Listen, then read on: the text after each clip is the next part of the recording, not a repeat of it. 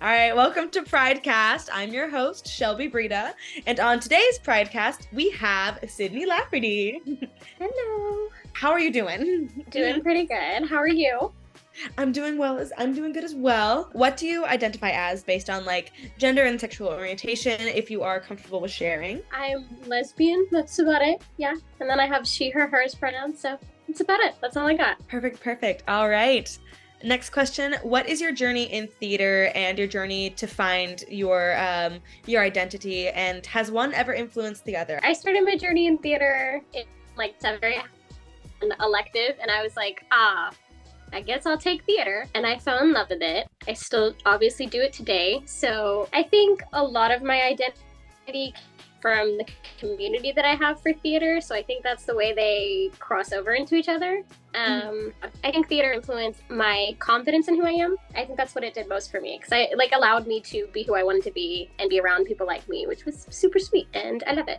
So yeah. Our next question is, what is your creative process? Be it like acting, directing, movement, writing, anything. How do you break down the stories that you want to tell? I am I'm a very analytical person. So when it comes to like stories or things that I'm doing or anything like that, I will like deep dive into them like the most, like absolutely the most that I can do to figure out everything, especially for like characters. It's like, okay, this is like the shell of the character. And then I'm like, okay, but what are all like the given circumstances and everything for it? And then I do pull a lot from like people I've interacted with. And I'm like, oh, is this character very much like this person? So it's very like, yeah, I analyze a lot. I think it definitely works because you say so hard. Thank you.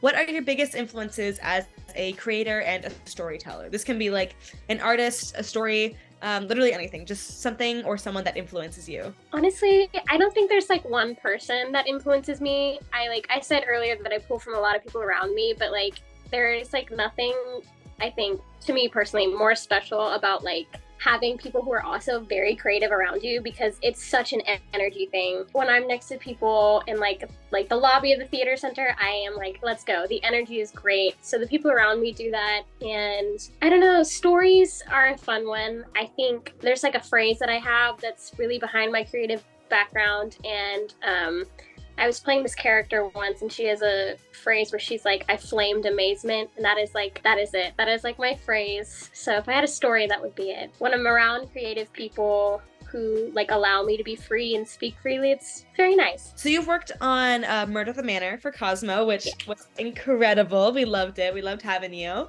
In that process, what challenges did you face as a creative and how did you overcome them?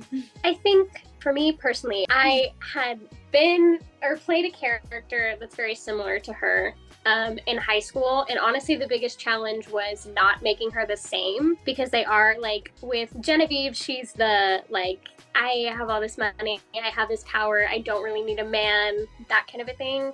And I played Mrs. White in high school and I'm like, okay, they have the same kind of framework to them, but they're not the same person at all. And I think the biggest challenge was nipping all the tendencies that I had playing Mrs. White from Genevieve. Because there are definitely parts where they are the same, but they're not the same people, like, at all. So it was taking away old habits that I had, and that was the biggest challenge. And just kind of putting myself out there as that character. Because unless you saw me in high school, like, I am definitely not a Genevieve in real life. So it was kind of like, okay, I'm gonna put myself out there. But yeah, those were the two challenges that I faced. I'm gonna dig a little bit more into this question because I think it's so cool being able to like play two characters that are like similar but like are obviously different. What are like instances like playing Mrs. White versus playing Genevieve? Like what were some of those differences and like what was your process in overcoming making these two characters like very different? Half of it was they have very similar thinkings, which are super nice. And I didn't really stray away from that, but it was kind of their overall attitude and energy. When I played Mrs. White, her attitude was very like closed off. She's like, unless you pry at me, I'm not going to say anything. Very much more cold, and Genevieve is very, I'm entering the room, this is me, like all attention's on me, whatever, that kind of a thing. So that was one of the ways I had to distinguish them, and just their energies are very different too. I talked about Mrs. White being more bottled, and Genevieve is not. Genevieve is going to tell you what she wants to say, and you're just going to have to hear it and take it as it is. So I think those were two things that I had to like readjust to figure out the differences between the two of them, which was actually a really fun process. So I enjoyed it. Is there a project that Cosmos put on that wasn't your own or that you were in, but that was particularly eye-catching for you? Trying to think. I definitely, I think one that I was very, like, just felt like a warm hug. I went to see the Love Story Cabaret, and oh my god, just sitting there, I was like, yay! It made my heart so happy. I think that's something that Cosmo does very well. It is like creating a very safe space. So I went to see it and I was like, oh yay! Yeah, but it made my heart really happy. It was just a very sweet, like, we talked about this in one of my other classes, but it just sounded like a celebratory song sharing. I was smiling the whole time. It was great. Oh, that's so sweet. Well, that's so good to hear that it felt like a warm hug. I know Tony's behind the screen going like, oh, right now. So our slogan at Cosmo is make your own yes. And we wanted to ask, what does make your own yes mean to you? I'll relate it to my improv days. When I did improv in high school, like the rule of thumb with it always is yes and, which is super exciting. And I think with Cosmo, make your own yes is like, okay, we're going to help you put your best foot forward in a way. I don't know, that's how I reframe it thinking. Like when I got into the show, I was like, oh, this is really cool. And I had a lot of creative freedom, which was really cool. And it also very much like, I felt really comfy and safe being able to be like, oh, hi, I get to put a little zhuzh on her. But yeah, so I think that's what make your own yes kind of, to me, is like my individuality. It's like, do you and be you, and then we'll just kind of back you up, which is really nice. Hi, hold on. Oreo is trying to say hello. I would like to say hi. You can come say hi. Look, this is the other baby. Here she is. Are you happy you made it? Sweet. Are you good now because you said hi? Okay. There you go, love. Go ahead. Go be free. This is not just for Cosmo, but for like the theater you've experienced thus far, in college, out of college. Do you feel represented? I think I definitely do, more so in college. High school is such a dodgy place for that kind of a thing, but I do, we are lucky that we go to a college that's very like lovey-lovey, which makes me happy.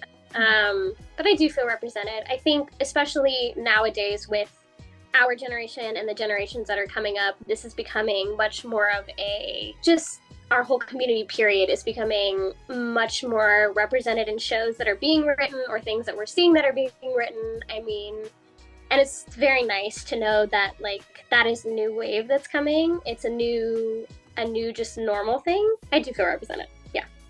That's so good. I'm so glad. Especially like I feel the same way like at Texas State, coming into this place that's so accepting and like amplifying of like LGBT voices and like everything else that needs representation.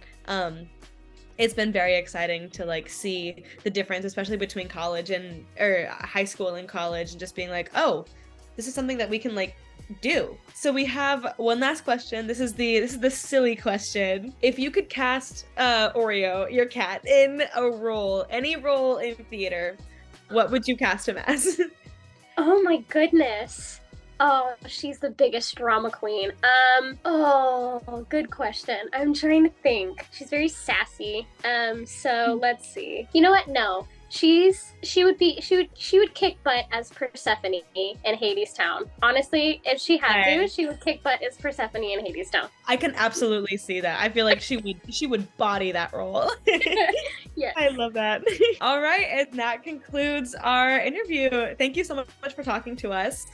We thank you so much for the work you do. We love to see it. We are so excited to see what else you do, not just with Cosmo, but like in theater in general. Do you have any parting words? Thank you for having me, I guess. It's super fun. And I'm excited for our month-long celebration of all of our lovely people. Awesome. Well, thank you so much. All right. This has been a Pridecast, a show by Cosmo to highlight the best and brightest of our troupe.